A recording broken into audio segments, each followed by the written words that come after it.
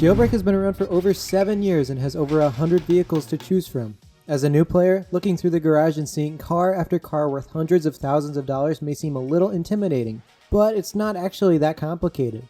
Even though so many fun vehicles with cool features have been added to the game over time, you really don't need most of them if you just want the best vehicles. This video will be a purchasing guide going through the 5 tiers of necessary vehicles. Tier 1 is the starter vehicles. These are all the free vehicles that you own when you first join Jailbreak. You don't need to buy any of them, they're all free. Tier 2 is the beginner vehicles. These are the first vehicles that you will buy. They're very inexpensive and take very little time to get.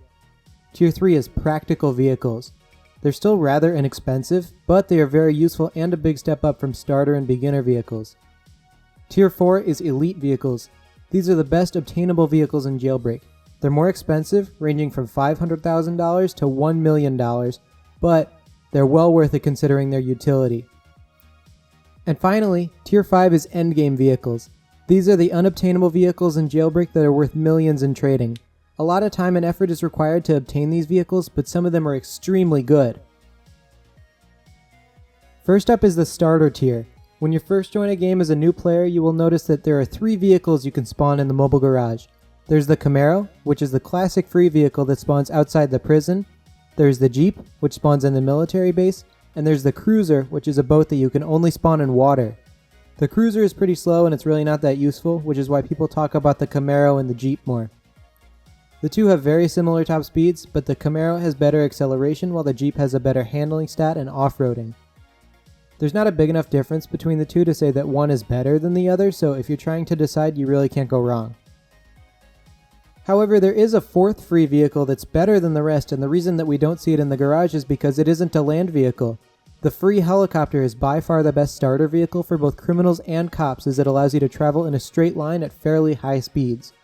While it is one of the slowest air vehicles, access to a 3rd dimension of movement can be crucial in tough situations and will make traveling short distances much faster. As a criminal, the free helicopter is easily accessible if you have a glider. Climb up the hill by the museum and jump and click midair to use the glider. You can glide down to the police station, but be careful as there might be cops there. Next up is the beginner tier. There's really only one vehicle in this tier that you really need, and that's the Model 3. It has a great spawn location in the city and it performs way better than the Camaro and the Jeep. It has a much better launch with good acceleration and incredible braking.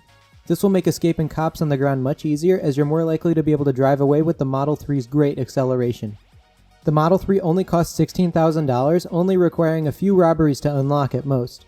I would also recommend that you buy the level 5 engine upgrade, as it will increase the top speed of the Model 3 significantly. And even though the level 5 engine costs $50,000, you can use this on every car that you buy after this. There's only one other vehicle in this tier, and that's the jet ski. It's not absolutely necessary, but it can make the drive from Rising City to Crater City significantly shorter if you grab a jet ski and spawn another vehicle once you reach your destination. It's $50,000 and I would definitely recommend buying it eventually. Tier 3 is the practical tier, and like the beginner tier, there's really only one necessary vehicle, the Little Bird. The Little Bird only costs $190,000, and for that you're getting a significantly upgraded helicopter. It spawns on top of the Rising City Bank and in the prison police station, making it convenient for both police and criminals. Compared to the free helicopter, it has a high top speed with much faster acceleration, launch, braking, and maneuverability. It's also much smaller than the free helicopter, making it much harder to shoot down for both police and the cargo ship. If you feel like the Model 3 is still not a sufficient land vehicle, I would recommend buying the Desert Crawler, the Stallion, or the XRK. The Desert Crawler is very easy to drive, having a great launch with good acceleration and exceptional handling. The Stallion, while having less handling, acceleration, and launch, boasts a much higher top speed, and the XRK is somewhere in between, being well balanced in all aspects. Now we're on to Tier 4, the Elite tier.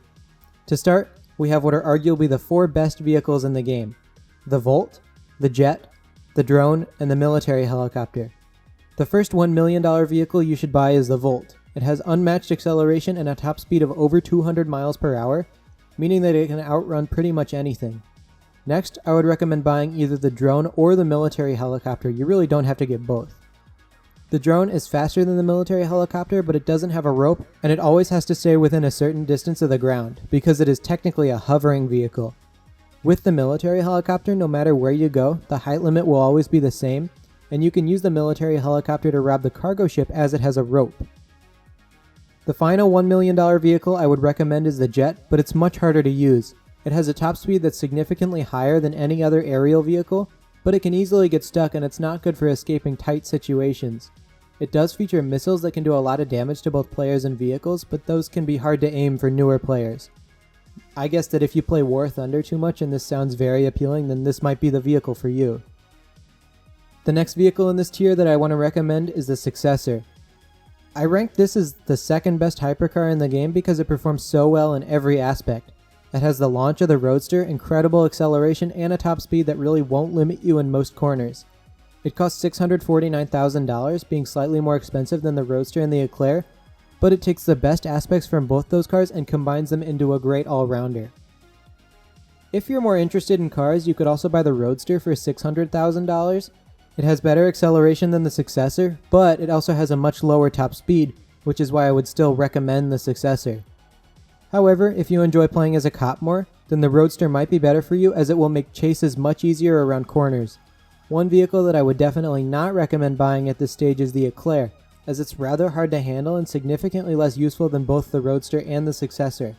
I know I put it very high on my hypercar list, but the Roadster and the Successor will be much better vehicles to start with due to how easy they are to control. Finally, we have made it to Tier 5, the Endgame tier. Realistically, every car that I haven't mentioned could fit in this list, as the goal of Jailbreak is to get all the cars, but I want to mention 5 vehicles that could be very useful for a lot of people, and a lot of people will use them daily. These are the Aperture, the Concept, the Parisian, the Javelin, and the Celsior. First up is the Aperture. I say that this is the best hypercar in the game as it has the best launch in the game, incredible acceleration, and a top speed of over 280 miles per hour, which is beyond sufficient.